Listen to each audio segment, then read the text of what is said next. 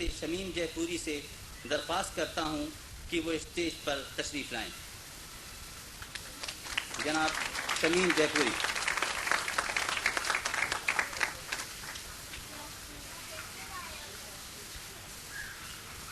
محترم جناب اقبال صفی پوری صاحب اور جناب جمیل نقوی صاحب سے بھی گزارش ہے کہ وہ بھی اسٹیج پر تشریف لائیں.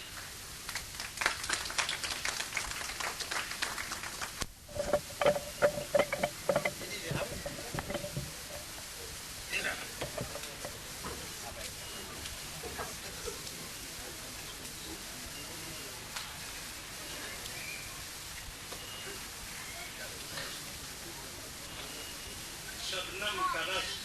نسیم کی خنکی کلی کا رنگ، شبنم کا رس نسیم کی خنکی کلی کا رنگ، آئے ہیں شاعران. حضرت جوش ملی آبادی کے اس شعر میں اختراع موقع کی مناسبت سے کی گئی ہے، ان کی روح سے معذرت کے ساتھ.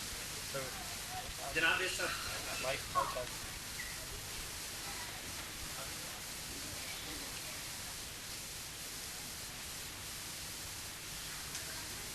سر شورائے کرام اور معزز حامی، آج ہم نے ایک بات پھر جہاں گلوبل ویب سینٹر میں کا شام کا کیا.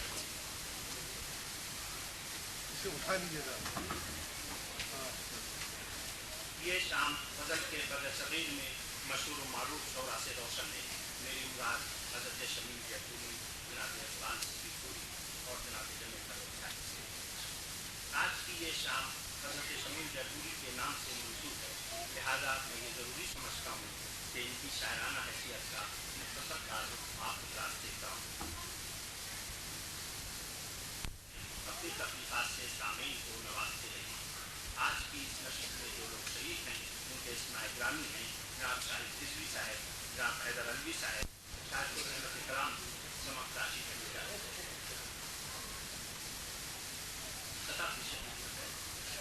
جمی ہے ذہنوں پہ تاریکی برف کی مانند، جمی ہے ذہنوں پہ تاریکی برف کی مانند، اور تمام شہر سے بوئے عذاب آتی ہے. کوئی تو کھولے دریچے شعور کے اپنے، شکستہ پا کرنے آفتاب آتی ہے. غزل کے چند اشعار. وہ میری دسترس میں کہاں اور کب رہے،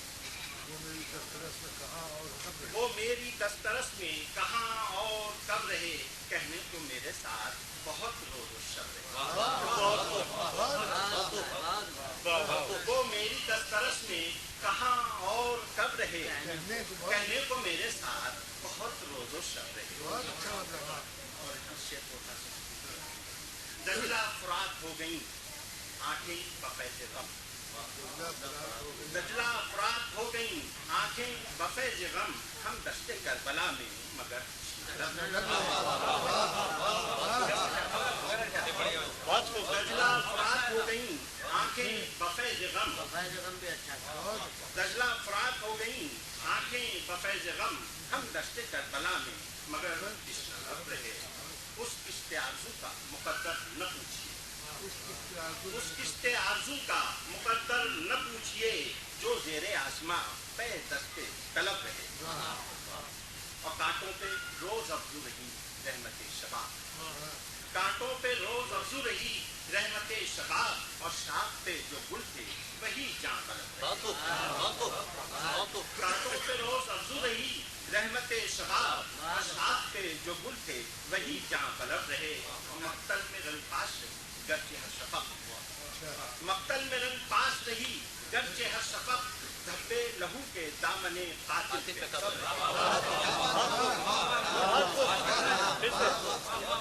مقتل میں رنگ پاس رہی گرچہ ہر شفق، دھبے لہو کے دامنے قاتل پہ.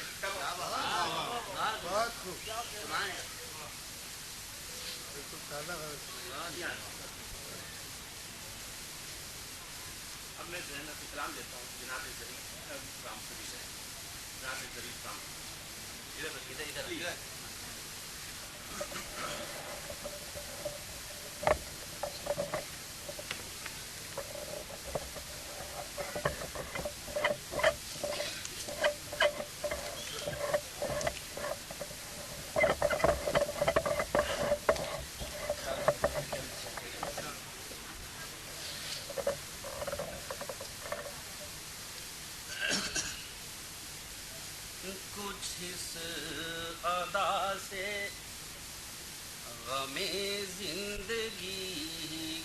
ساتھ چلے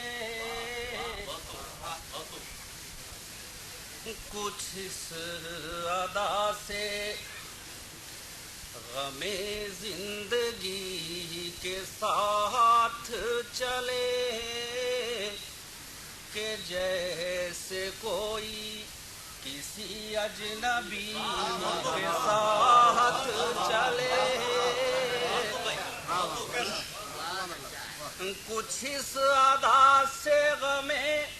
زندگی کے ساتھ چلے کہ جیسے کوئی کسی اجنبی کے ساتھ چلے قدم قدم غم کونوں مکان بھلائے ہوئے قدم قدم غم کونوں مکان بھلائے ہوئے جو میرے ساتھ چلے وہ خوشی کے ساتھ چلے جو میرے ساتھ چلے وہ خوشی کے ساتھ چلے کچھ اس ادا سے یہ شعر خاص طور سے بولنے چاہوں گا جو ہم سفر نہیں کوئی تو اپنا سایہ ہے جو ہم سفر نہیں کوئی تو اپنا سایہ ہے یہ آسرا تو ہے جیسے کسی کے ساتھ چلے یہ آسرا تو ہے جیسے کسی کے ساتھ چلے کچھ اس ادا سے خرد کو راہ روی کا شور آ جائے خرد کو راہ روی کا شور آ جائے ذرا سی دور وہ دیوانگی کے ساتھ چلے خرد کو راہ روی کا شور آ جائے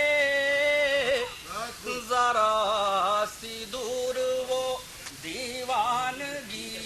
کے ساتھ چلے کچھ اس خرد کو راہ روی کا شور آ جائے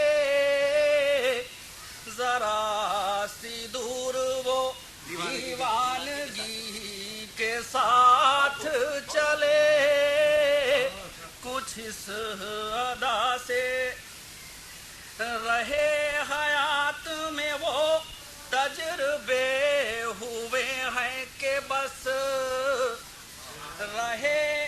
حیات میں وہ تجربے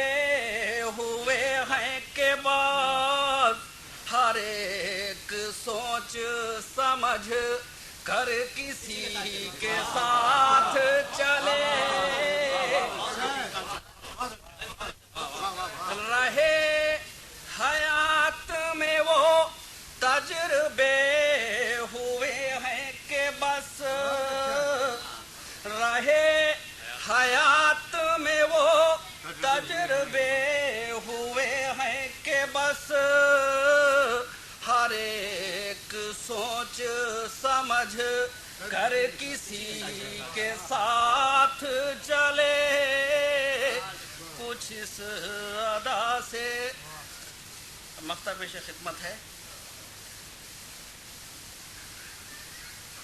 خیال اپنا تو ہے خیال اپنا تو ہے کہ داستان حیات ظریف کچھ بھی ہو زندہ دلی کے ساتھ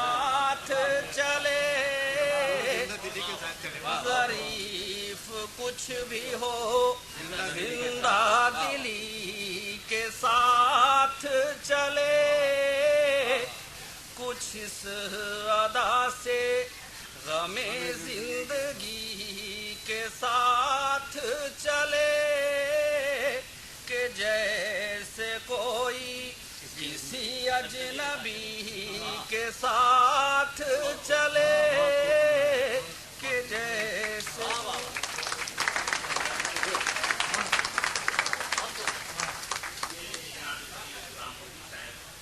اگر دبستان دہلی نے اردو شاعری کو بلا مایا سرمایہ سے نوازا ہے تو اس سرمایہ کو بلا بخشی ہے دبستان لکھنؤ، جس سے آج بھی کئی مشہور شاعر متعلق ہیں،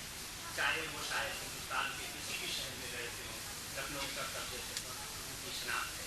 حیدر علی شاعر جو اس قرض میں شریک ہیں وہ اپنے اشعار کی نظر سے پہچانے جاتے ہیں۔ یہ تشریف لاتے ہیں جناب حیدر علی۔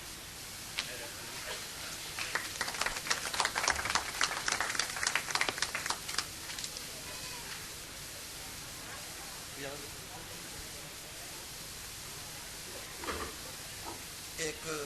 مطلع اور ایک شعر اپنے محترم بھائی شکیل یوسف صاحب کی نظر کر رہا ہوں میں، کہ یہ جانتے ہیں کہ کتنے گناہ گار ہیں ہم، یہ جانتے ہیں کہ کتنے گناہ گار ہیں ہم، مگر نگاہ کرم کے امیدوار ہیں۔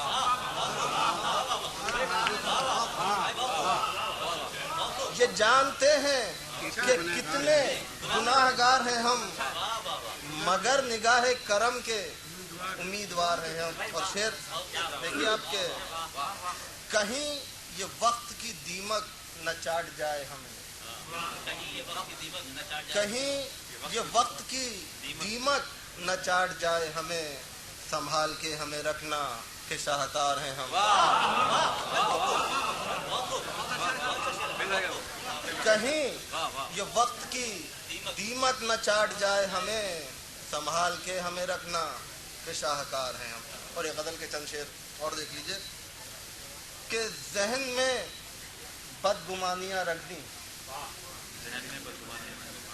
ذہن میں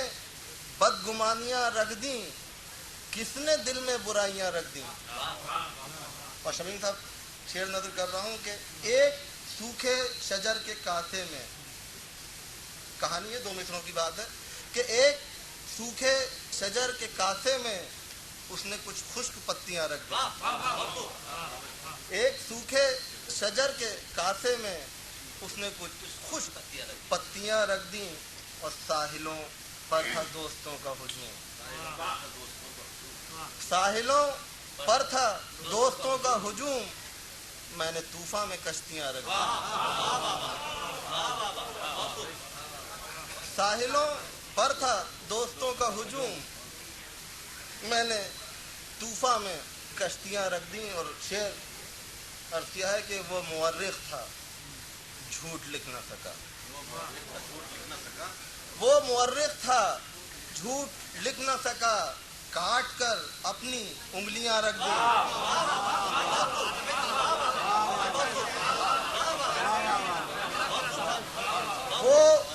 وہ مورخ تھا جھوٹ لکھ نہ سکا، کاٹ کر اپنی انگلیاں رکھ دیں۔ اور جانے کس بدنصیب لمحے نے، جانے کس بدنصیب لمحے نے ہم میں صدیوں کی دوریاں رکھ دی، جانے کس بدنصیب لمحے نے ہم میں صدیوں کی دوریاں رکھ دیں۔ اور میری آنکھوں میں جانے کیا پڑھ کر، میری آنکھوں میں جانے کیا پڑھ کر اس نے ہونٹوں پہ انگلیاں رکھ دی۔